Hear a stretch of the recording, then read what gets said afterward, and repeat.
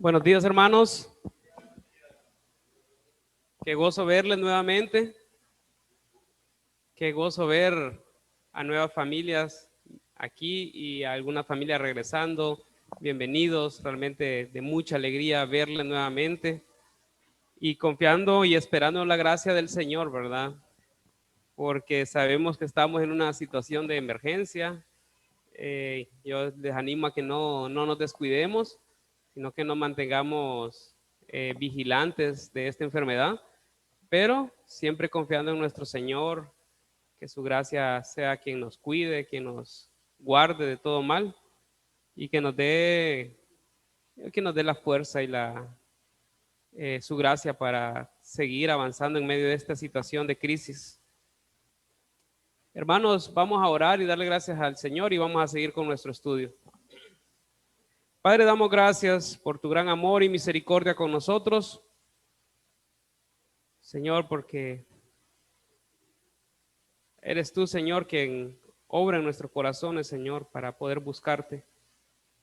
Nosotros, Señor, con nuestra mente humana, con nuestro viejo yo, Señor, es imposible que te busquemos. Pero la obra de tu Espíritu Santo, la obra de tu Hijo, son las que nos mueven, Señor. Te damos gracias, Señor. Oramos en el nombre de Cristo Jesús. Amén. Hermanos, estamos en una serie de estudio que se llama, le llamamos Conociendo a Dios. En esta serie lo que hacemos es, estamos viendo de hace algunos domingos algunos de los atributos de Dios, algunos de los atributos que son solo exclusivos de Dios. Yo creo que todos recordamos muy bien el pasaje en el libro de Génesis, cuando Dios dice que creó al hombre. ¿De qué manera creó al hombre Dios? A imagen y semejanza de Dios los creó. Eso quiere decir que Dios ha puesto ciertas características de Él en nosotros. Hay ciertas características de Dios que se pueden encontrar en nosotros. Y en ese pasaje no está haciendo referencia a una forma física, porque Dios es espíritu. Entonces no podemos encontrar la semejanza de Dios en nosotros en una forma física. Dios no es como nosotros. Dios es diferente a nosotros. Dios es espíritu. Pero algunos aspectos del ser de Dios han sido comunicados a nosotros, han sido dados por Dios para que también existan en nosotros. Por eso es que la humanidad, por eso es que el hombre es una persona creativa, porque Dios es el creador. Él tiene mucha creatividad y dio al hombre creatividad. Y si no creemos, miremos lo que ha logrado hacer el hombre.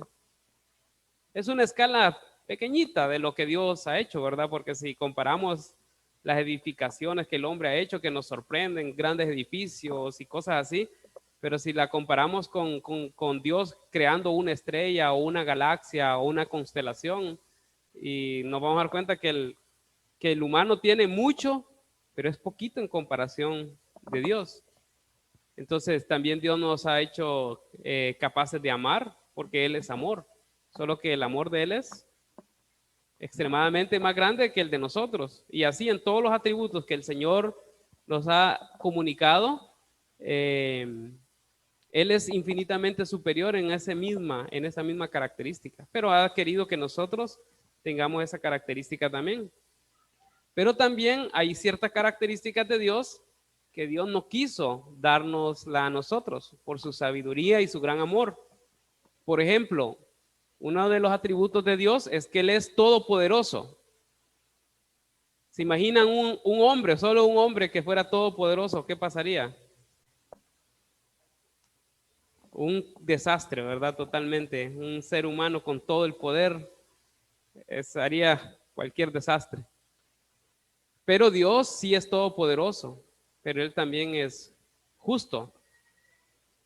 Es 100% justo y es todopoderoso. O sea, todo su poder va a ir siempre unido con su justicia.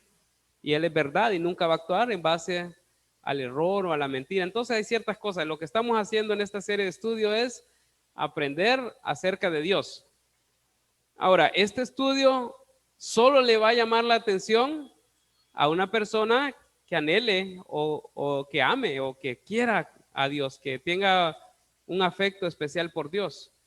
De lo contrario, es como, por ejemplo, si yo les digo aquí que vamos a hacer o que en la tarde vamos a tener un estudio y vamos a ver unos documentales de una persona que se llamó Bobby Fischer, que vivió en los años 50, 60, por ahí fue famoso en los Estados Unidos y en el mundo.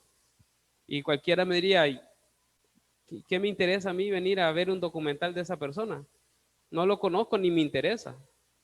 Para ayudarles, él era una persona que jugaba ajedrez. Entonces fue famoso en el mundo por mucho tiempo. Pero al que no le interesa el ajedrez, ¿qué le podría interesar conocer de esta persona? Pero las personas que aman al ajedrez y tienen una pasión especial por esa, no sé, deporte, creo que les interesaría mucho venir a escuchar y conocer algo sobre aquel que se le llama el mejor ajedrecista de todos los tiempos. Pero a los que no les interesa el ajedrez, no los movería ni un poquito venir a escuchar las características de esa persona. Y lo mismo pasa con los atributos de Dios. Si a mí no me interesa Dios, tampoco me interesa escuchar sobre sus atributos. Por lo tanto, puedo pasar tranquilo semana tras semana sin querer aprender un poquito más de Dios, a menos que Dios me interese, a menos que el amor que Dios me dé hagan que yo lo busque y que cada semana y cada día quiera conocerle más. Pero si no amo a Dios, es muy normal y muy natural en cualquier ser humano que no quiera conocer más de Dios. ¿Por qué? Porque no hay nada que le motive a buscar a Dios. Pero nosotros estamos aquí en una serie de estudios que nos interesa mucho porque a los que amamos a Dios queremos conocer más cómo es Dios. ¿Y saben qué pasa? Mientras más conocemos a Dios, ¿qué pasa con nuestro amor por Él? Más grande se hace. ¿Por qué? Porque nos vamos maravillando mucho más de ese gran ser al cual nosotros adoramos. Mientras más lo conocemos, más le amamos, porque más nos sorprendemos, porque más nos emociona. Mientras más lo conocemos, más emoción en nosotros para con Dios. Eso es como algo natural. Es como cuando una pareja, dos personas de repente empiezan a hablar, empiezan a ser amigos, empiezan a conocerse más. En la medida que se van conociendo más, más anhelo de conocer más y más anhelo de pasar más tiempo juntos y más anhelo de compartir sus vidas, y eso va creciendo y creciendo. Entonces es lo mismo, mientras más conocemos a Dios, el anhelo por Dios se vuelve cada vez más fuerte, más natural, más deseado, más anhelado.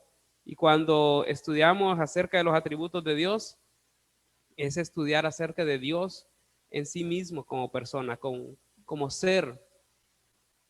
Y hemos visto atributos como la soberanía de Dios, la justicia de Dios, y vamos a hablar hoy sobre la santidad de Dios. Vamos a hablar sobre un Dios santo. La palabra santo es una palabra que viene del idioma hebreo, en el que fue escrito el Antiguo Testamento en su mayor parte. Y lo que quiere decir principalmente esta palabra es algo que es apartado, algo que, digamos así, es diferente, tiene propósitos, tiene usos o es diferente a cualquiera de su especie. Cuando hablamos de la santidad de Dios, lo que la Biblia nos transmite es que nuestro Dios es diferente. ¿Pero diferente a qué? Diferente a todo lo que existe y todo lo que ha sido creado, sea visible o invisible, sea material o inmaterial. Dios es diferente, es trascendente, es por encima de cualquier cosa creada, y esto incluye las potestades superiores, los ángeles que tienen características inherentes a ellos que nos sorprenderían mucho si las estudiamos. Son seres muy, pero muy especiales y muy poderosos. Pero Dios, en comparación con un ángel, es extremadamente superior y diferente a un ángel. No podría haber una comparación. Una persona estaba predicando y hacía una pregunta, le hacía una pregunta a sus oyentes y le decía, ¿ustedes a quién compararía, a qué creen que se parecería más Dios? ¿Al sol en su esplendor o a un gusano? Obviamente nuestra mente ¿hacia dónde tiende? Hacia el sol, pero le dijo, no, definitivamente ni el sol ni el gusano. ¿Por qué? Porque los dos están absolutamente separados de lo que Dios es. Aún el sol en su esplendor no puede tener una comparación con Dios. Daría lo mismo comparar al gusano con el sol porque son totalmente diferentes. Están a una distancia tan grande que tanto el sol como el gusano parecerían microbios insignificantes si se les compara con Dios. Y la santidad de Dios es precisamente eso.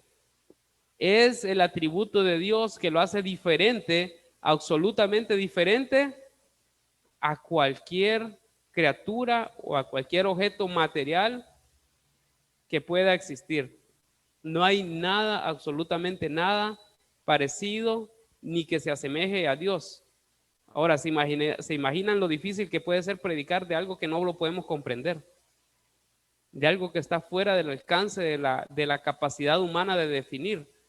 Lo único que podemos hacer es observar algunos pasajes que nos muestran y que nos dan una ilustración para hacernos una idea de cómo es esa santidad de Dios. Y hoy vamos a ver en Isaías capítulo 6, versículos del 1 al 6, y vamos a tratar por lo menos de tener algo para nosotros que nos ayude a pensar en Dios, pensar en su santidad y tener de alguna manera algún concepto que nos permita comprender cómo es Dios en su santidad. Isaías capítulo 6, versículos 1 al 6. Podríamos leer un poco más, pero para cuestiones de tiempo y enfocarnos un poco en el tema, vamos a ver en este pasaje solo estos versículos. Dice la palabra del Señor: en el año que murió el rey Uzías, vi yo al Señor sentado sobre su trono alto y sublime, y sus faldas llenaban el templo. Por encima de él había serafines, cada uno tenía 6 alas, con 2 cubrían su rostro, con 2 cubrían sus pies, y con 2 volaban. Y el uno al otro daba voces diciendo: Santo, Santo, Santo, Jehová de los ejércitos, toda la tierra está llena de su gloria. Y los quiciales de las puertas se estremecieron con la voz del que clamaba, y la casa se llenó de humo. Entonces dije: ay de mí que soy muerto, porque siendo hombre inmundo de labios y habitando en medio de pueblo que tiene labios inmundos, han visto mis ojos al Rey Jehová de los ejércitos. Y voló hacia mí uno de los serafines, teniendo en su mano un carbón encendido, tomado del altar con sus tenazas. Vamos a leer un poquito más. Y tocando con él sobre mi boca, dijo: he aquí que esto tocó tus labios, y es quitada tu culpa y limpio tu pecado. Así que tenemos esta escena aquí impresionante de una persona pudiendo contemplar la gloria de Dios, por lo menos en un aspecto en el que Dios quiso que sea revelada. Era un año bien particular, se señala históricamente el momento, y dice que fue el año en el que murió el rey Uzías. El rey Uzías fue uno de los poquitos reyes que tuvo Israel, que buscaron honrar a Dios y que trataron de darle al pueblo un trato justo. Entonces, durante el reinado del rey Uzías, el pueblo prosperó, el pueblo creció, el pueblo llegó a ser algo muy importante. Él llegó a tener mucho, pero mucho bienestar. Así que La muerte del rey ante tanto paganismo era como una situación bien difícil. Lastimosamente, el rey, para que sepan, el rey Usías gobernó más de 50 años en Israel. O sea, el pueblo había gozado de 50 años de un trato, digamos, bastante justo, bastante honesto, bastante que generó para el pueblo bienestar, prosperidad y muchas cosas. Y alrededor de él estaban mucha gente pagana. Entonces, para el pueblo ver la muerte del rey que estaba procurando el bienestar del pueblo, era una situación muy, pero muy difícil. Pero saben que en la escena que vio Isaías, él vio que en el cielo las cosas estaban en paz, ¿verdad? No vio a Dios alterado, Dios no convocó a las potestades superiores a hacer un plan para ver qué iban a hacer para sustituir al rey Usías que había muerto y ahora venía un pagano. ¿Saben? Dios seguía perfectamente tranquilo, gobernando, dice que estaba sentado en su trono y que las huestes celestiales seguían haciendo su labor. Ellos seguían alabando y proclamando la santidad de Dios.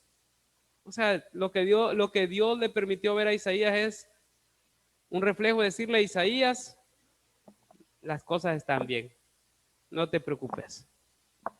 Dios sigue sentado en su trono, Dios sigue gobernando y no hay nada que temer. Y la descripción es maravillosa, ¿verdad? Simplemente dice que solo las faldas de la vestidura de esa visión llenaba todo el templo. Y una de las características de la coronación, me parece que fue de la reina Isabel, cuando fue coronada reina ya por los años, no sé cuánto, por los años 60 creo, se relata que el vestido de ella tenía una cola que era de 32 pies de largo, o eran 12 metros más o menos, o 36 pies, no sé cuánto, era una cuestión tan grande con un material tan fino y que pesaba un montón, entonces tenían que venir unas acompañantes chineándole esa parte de su vestimenta y eso reflejaba la grandeza de esta persona. Pero aquí dice que solo las faldas de la vestidura llenaban todo el templo, todo el lugar, como para entender la majestad y la grandeza del que estaba sentado en ese trono.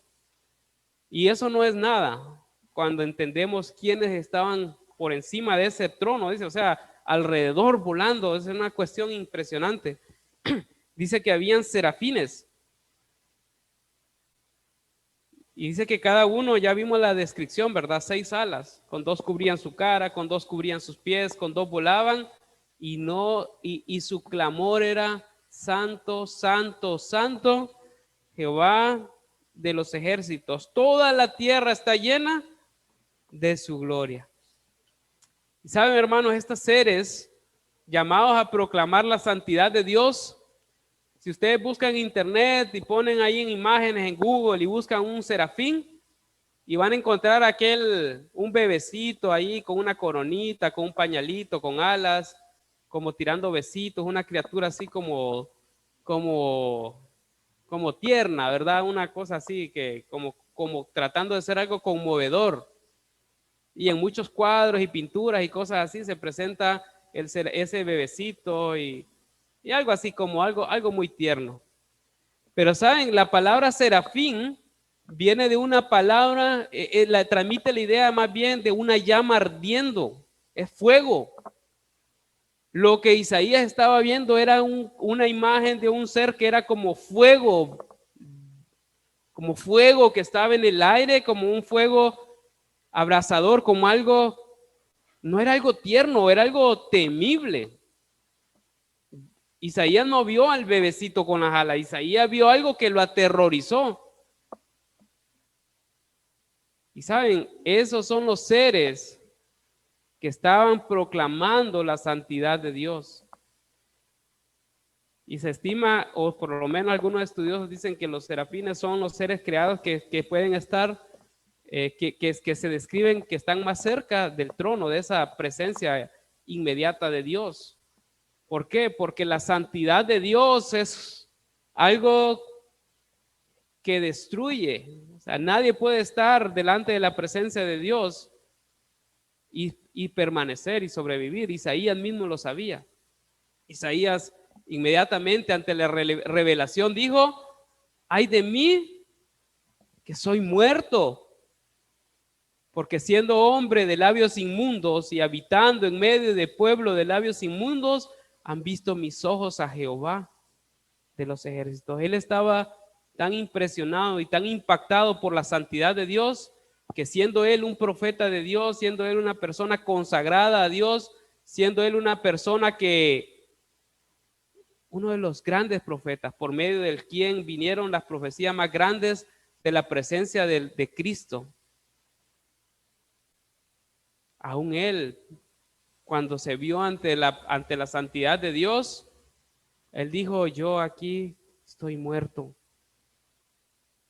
porque he visto al santo, santo, santo.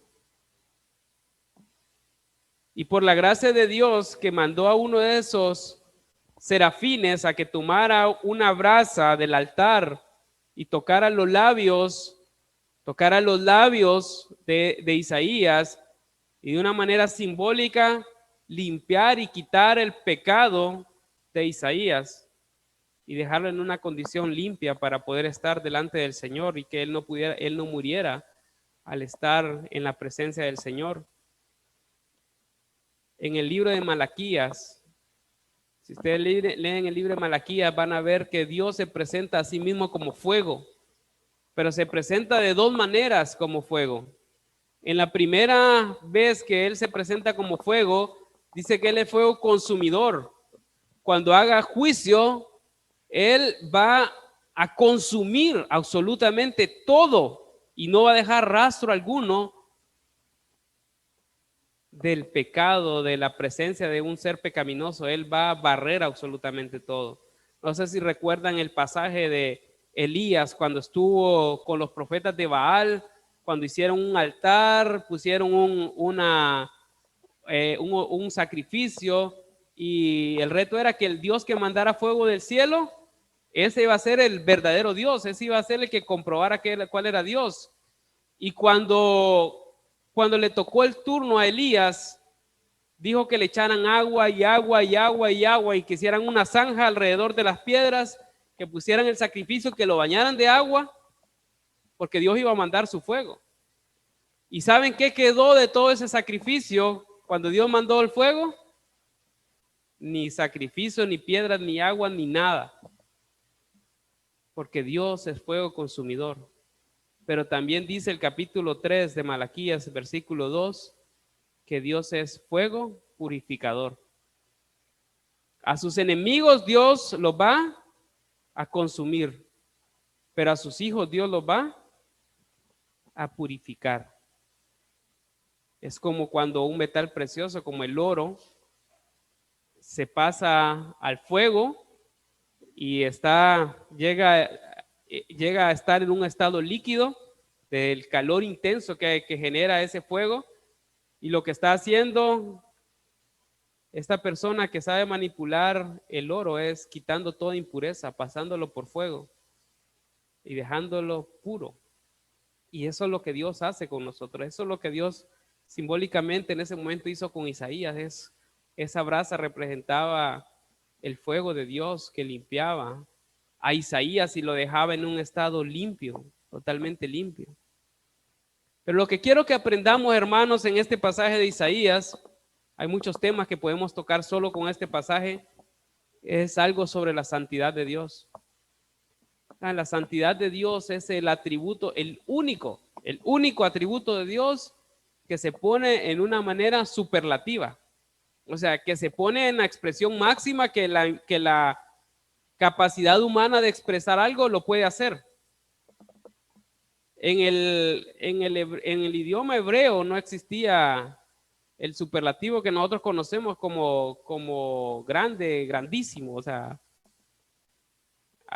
allá para expresar esa idea de que era lo más grande, lo más impresionante en su especie, era era una forma de expresión que se repetía 3 veces. 3 veces. Al repetirlo 3 veces, lo que estaban diciendo es que era la máxima forma de expresar grandeza de lo que se estaba diciendo.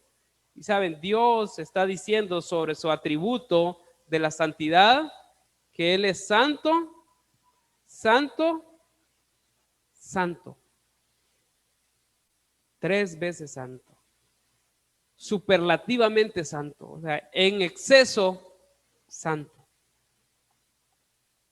Y es por eso que Dios no puede definitivamente tener comunión con el pecado. Es algo demasiado ofensivo para Dios.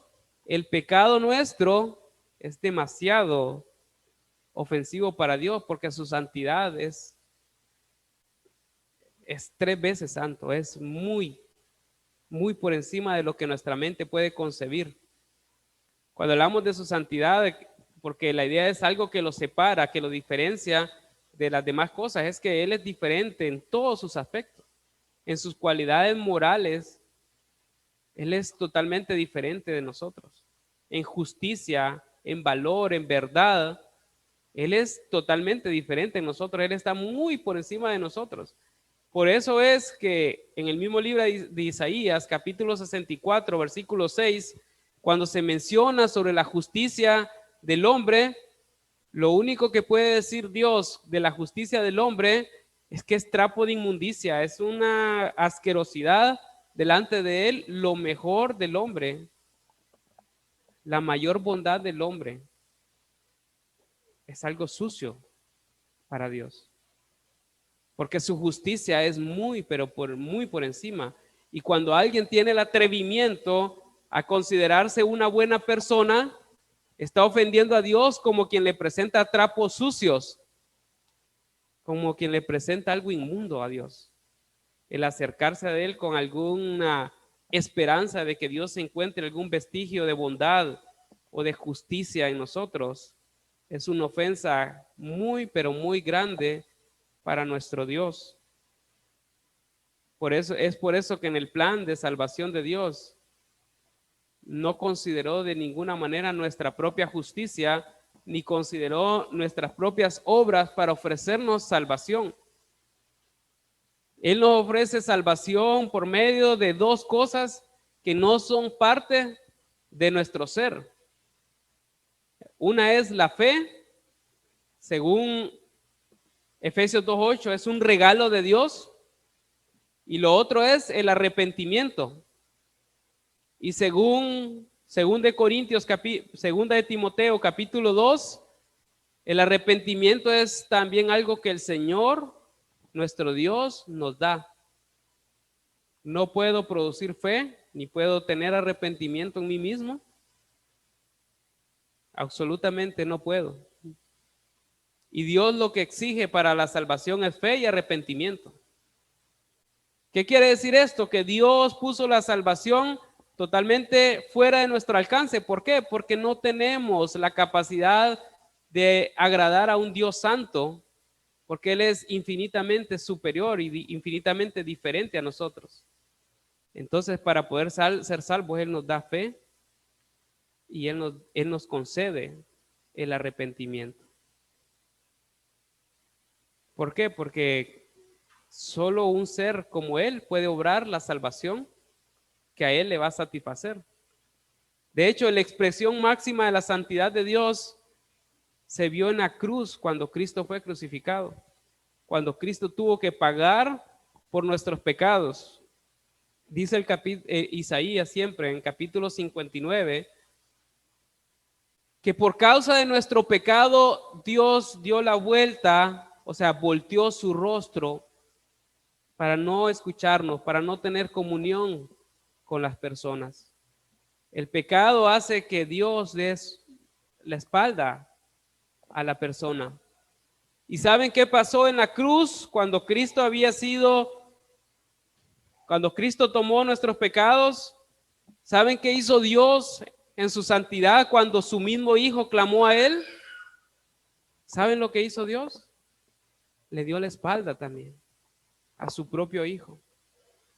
al punto de que Cristo en la cruz que exclamó y le dijo, Padre, ¿por qué me has desamparado? Pero ¿saben lo que estaba haciendo Dios? Y ustedes lo pueden leer en 2 Corintios capítulo 5, versículo 21. Lo que Dios estaba haciendo por medio de Cristo al darle la espalda es cargando todo el pecado de la humanidad en su persona con un propósito.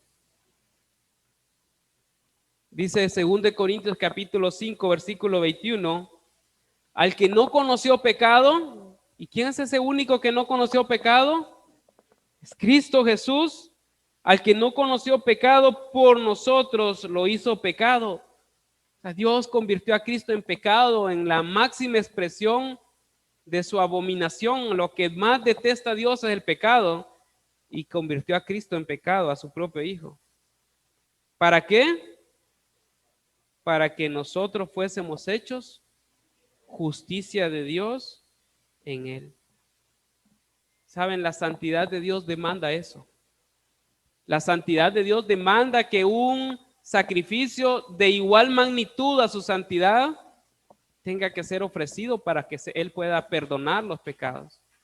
Y el único sacrificio que tiene el mismo valor que Él es Él mismo. Es la misma esencia de Dios como sacrificio.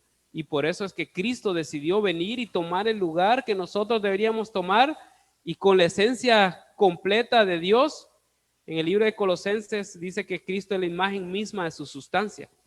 O sea, es la plenitud de Dios, Cristo. Cristo Jesús en la tierra es la plenitud de Dios.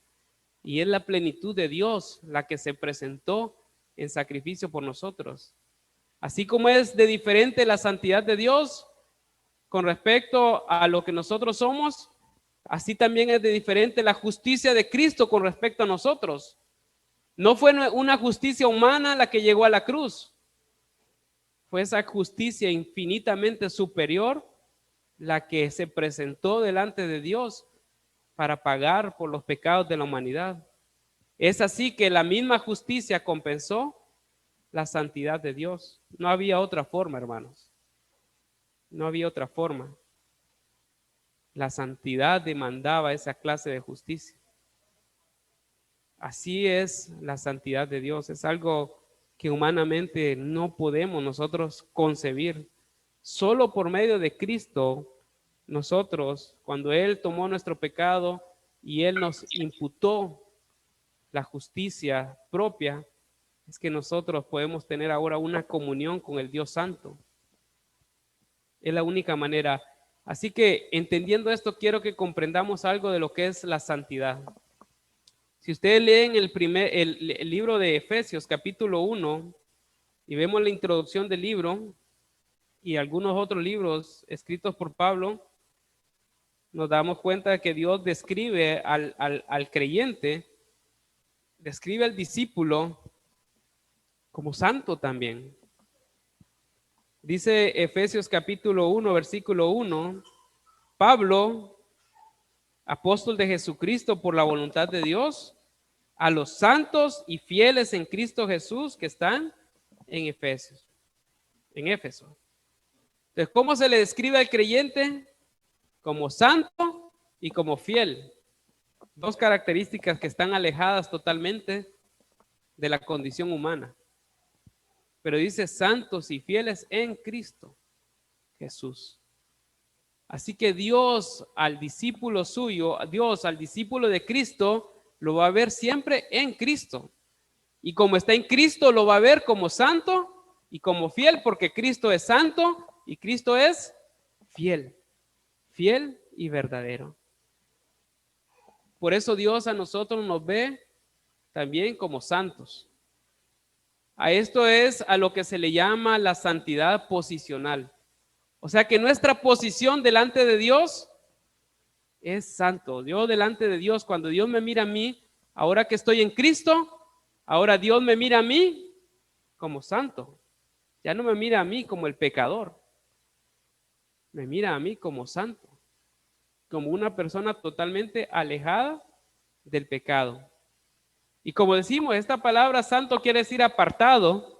también Dios está diciendo a nosotros, cuando nos dice que somos santos, también nos está diciendo que nosotros hemos sido apartados de este mundo, apartados del pecado, y nos ha llevado a donde está Él. Nos ha consagrado para Él. Así que un discípulo de Cristo es alguien que está dedicado y consagrado al Señor y se ha apartado del mundo. Por eso no es de extrañar que un discípulo de Cristo quiera invertir tanto tiempo en Cristo. Porque entiende que ha sido llamado para exaltar y glorificar el nombre de su Señor. Y es por eso que la persona que ama a Cristo, que se ha convertido en un discípulo de Cristo, ahora quiere invertir mucho tiempo en Cristo. ¿Por qué? Porque ahora que es santo, es una persona dedicada al Señor. ¿Saben? Dedicados al Señor somos todos los que hemos creído porque hemos sido hechos santos. No es que el pastor se dedica al Señor. No es que el misionero se dedica al Señor. El misionero se dedica al Señor porque es santo. Pero todo el que ha creído es santo y por tanto es dedicado al Señor. Y si no se está dedicando al Señor, una de dos. O tiene que presentarse delante de Dios y pedirle perdón por no estar cumpliendo el propósito porque Él lo rescató de las tinieblas, o tiene que presentarse delante de Dios y pedirle que y como dice en el libro de Romanos capítulo 10, invocar el nombre del Señor para ser salvo, para ser parte de los santos. Porque si usted no está dedicando su vida al Señor, pregúntese a usted mismo y evalúese a usted mismo y pregúntese, ¿realmente yo soy discípulo de Cristo? ¿Realmente soy de esos que se describe en Efesios capítulo 1, que he sido puesto en una posición de santidad, una posición consagrada a Dios? Hermanos, Dios no juega a ser santo. Él es santo. Y los que hemos creído somos llamados a la santidad también. Dios no va a esperar menos de nosotros. O somos santos o no somos de Él. O estamos consagrados a Él o no somos de Él. Si no estamos consagrados a Dios, estamos consagrados a Satanás. Y no hay un punto intermedio. Si no, pregúntese a usted mismo, ¿está sirviendo a Dios para ser parte de su reino? ¿O está viviendo de acuerdo al sistema del mundo que es gobernado por Satanás? Si está viviendo de acuerdo al sistema del mundo, es un siervo más del mundo, es un siervo más de Satanás. ¿O está viviendo para el reino de Dios y está siendo un siervo de Dios? Y el mundo le va a odiar. 100% seguro que el mundo le va a odiar. Y eso solo lo puede contestar usted mismo, hermanos. Usted es el único que puede decir si yo realmente estoy viviendo para el reino de Dios o estoy siendo parte del sistema del mundo y viviendo para Satanás. Pero quiero decirles que todo aquel que ha venido a Cristo Jesús posicionalmente es santo. Dios ya lo ve en esa posición y le habla como que estuviera en esa posición. Entonces ustedes pueden ver en sus boletines que el primer punto es que Dios es santo y es lo que vemos en Isaías capítulo 6, pero el segundo punto es que nosotros también somos santos, posicionalmente hablando, no porque tengamos el atributo y la característica de santidad en nosotros. Pero el tercer punto también es que somos llamados a vivir una vida de santidad. ¿Qué dice el libro de Hebreos capítulo 12, versículo 14?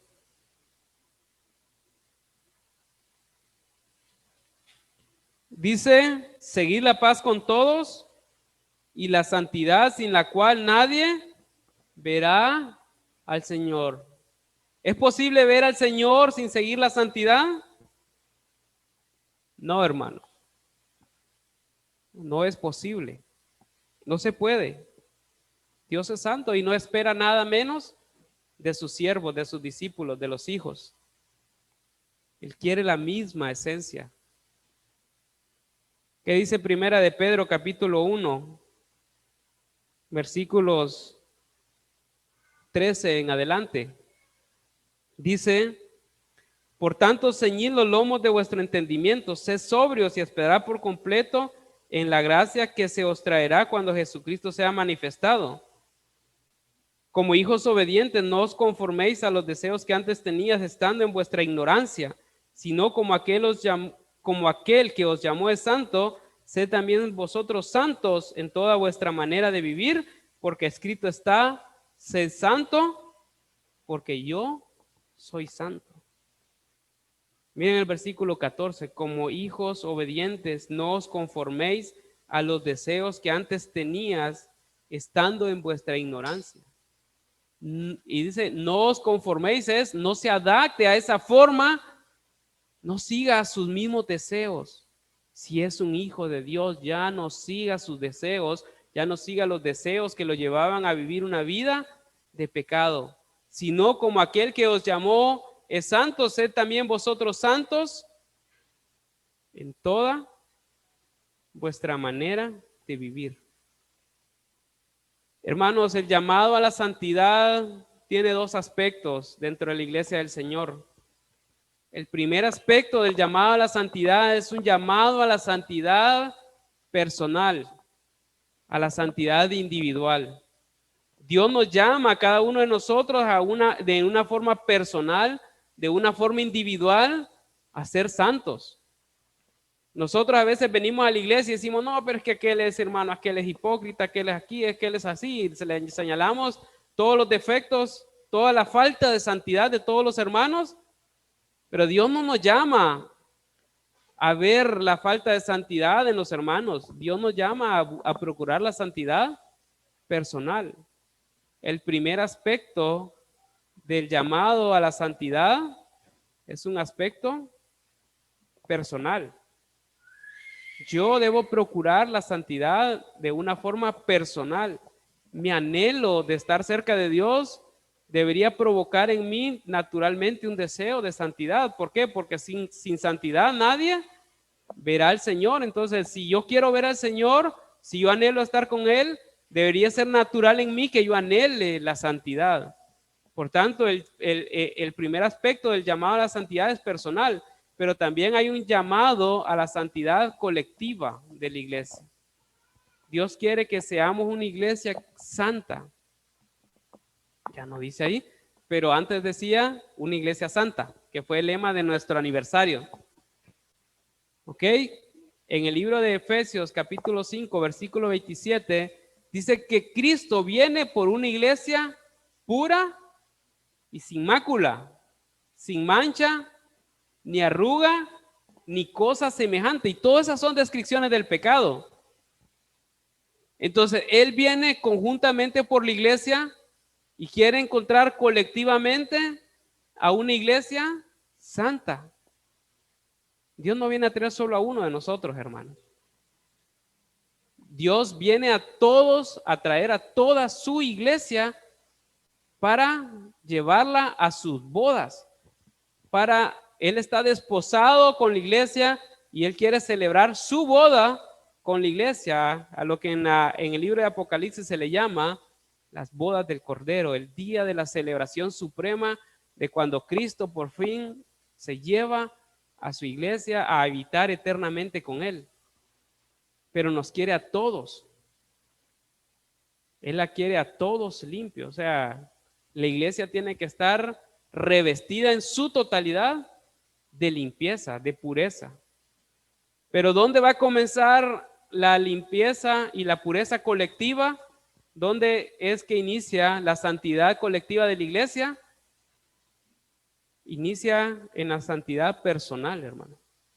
Si personalmente nosotros nos proponemos ser santos, si dejamos de estar señalando al hermano y empezamos a trabajar más en nuestra santidad que señalar la impiedad del hermano, en la medida que todos nosotros personalmente nos comprometamos con la santidad personal, la iglesia va a crecer en la santidad colectiva.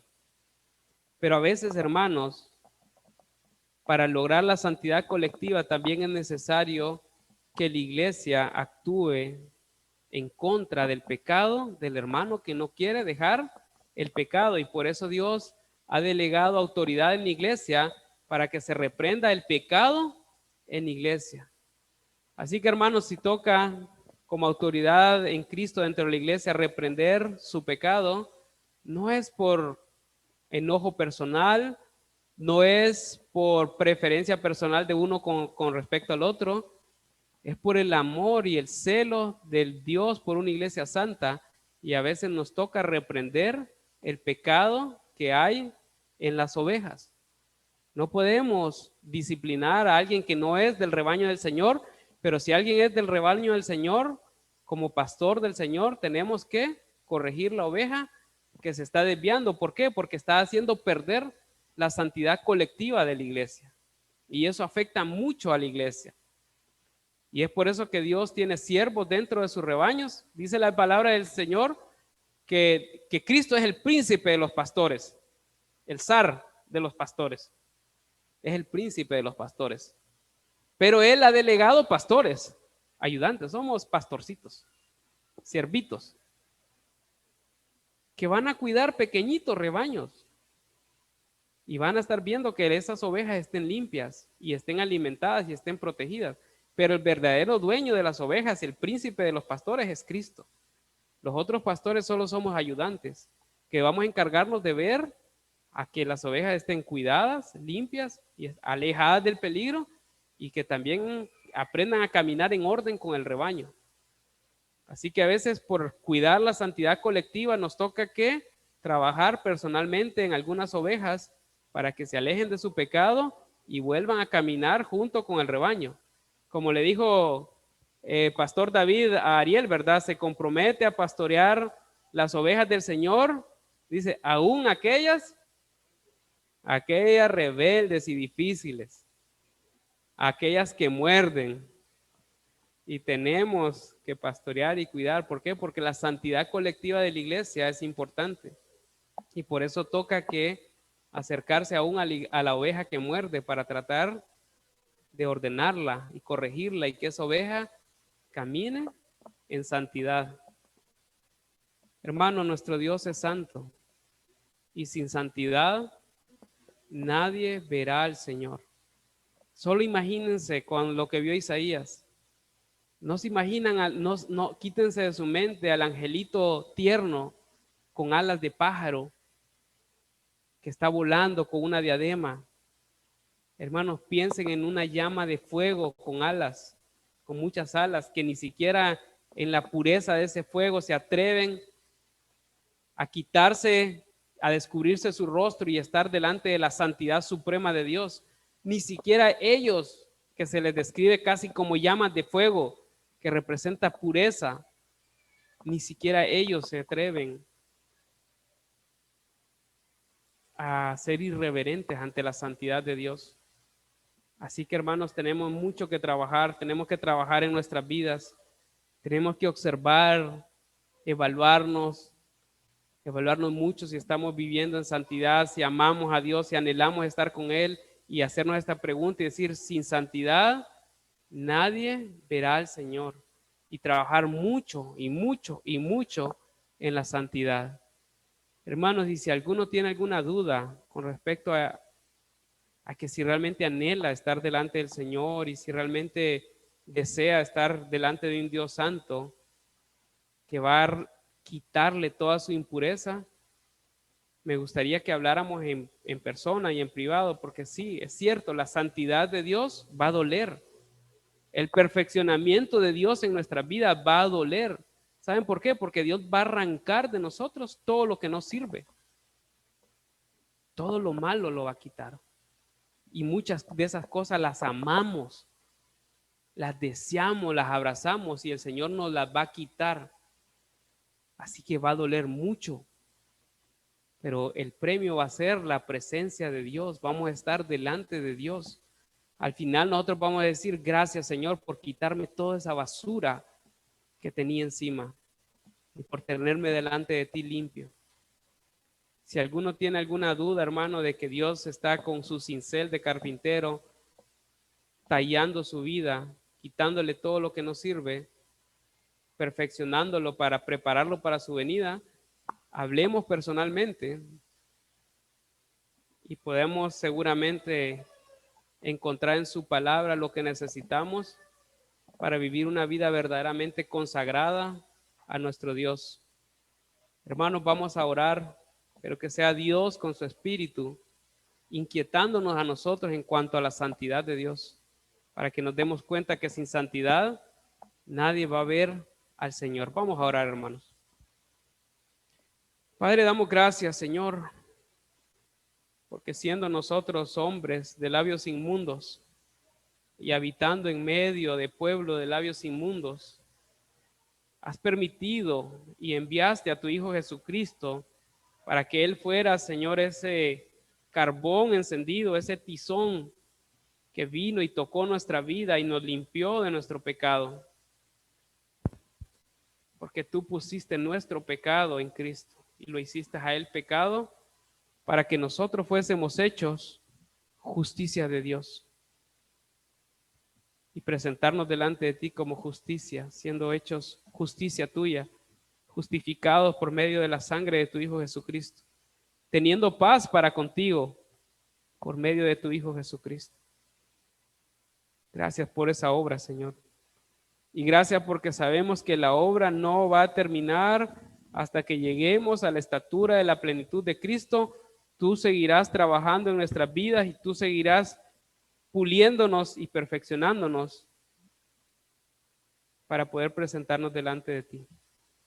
Para que cuando tu Hijo venga no nos alejemos de él avergonzados, sino que salgamos a su encuentro gozosos, corriendo, anhelando su presencia, Señor. Damos gracias, Padre. Oramos en el nombre de Cristo Jesús. Amén.